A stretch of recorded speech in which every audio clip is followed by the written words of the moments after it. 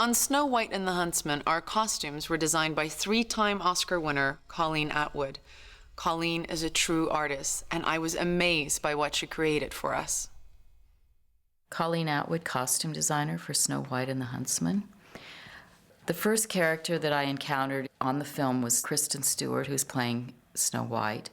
We didn't want her to be sort of a puffball little Snow White. We wanted her to be sort of a badass Snow White, like someone who was tough, who'd been through who'd had a journey already at a very young age. We wanted to sort of have a fairy tale quality to it without it being all fairy-like. So we decided to make it out of a suede with stitch detail and a little bit of metal on it to reflect that she was maybe a little bit royal, but not blinged out. The costume had to run for a long time through the story, so we wanted it to be able to change. I underdressed it with leather pants and boots that she could run in and do all the things that she had to do in the film, because there's a lot of action in the film. As she goes through the woods, her dress undergoes different changes. It starts as a long dress and overdress and then gets ripped away, so you see the leather leggings underneath and a shorter top, and that's mainly what she wears for the movie. At the end of the movie, she becomes sort of a heroine to the People's Army, and at that point, to prepare for a battle, we made her a hand-sculpted custom suit of armor that she wears for this sequence of the film. The next character that I encountered was Ravenna, the evil queen. Her crown was an important part of her character. It's iconic, but also it's totally a Romanesque kind of design. A lot of her costume elements were reflecting death. There's a collar made of stag beetle horns. There's actually a dress made of beetle wings in her wardrobe. There is a wedding dress for her, which is at the beginning of the movie, that has a huge collar made out of really fine, almost skeletal type bones.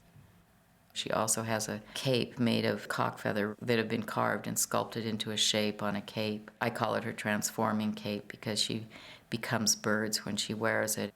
So all in all, she's quite the haute couture sort of queen, but with a sort of aged, kind of rotting edge to her.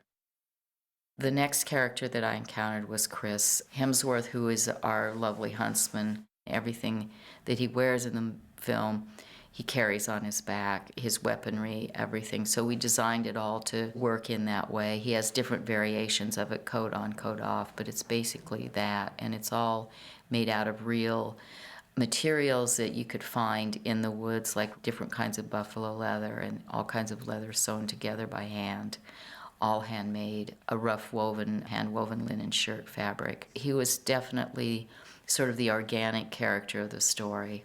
With the design of this film, I had two armies. I had a shadow army, and they were a very high concept, sort of off the beaten path sort of army, non-classic. It was really fun to get to do an army that sort of you hadn't done before, that nobody's seen before. We made over 350 costumes for them, and that process, along with the Silver Army, which you see on King Magnus and his people, and also on Snow White, began in January, way before pre-production started on the film in other areas. To do this kind of work, you start with a lot of concept work and then a sculpt and a mold. So that process is almost a 4-month process before you have a costume.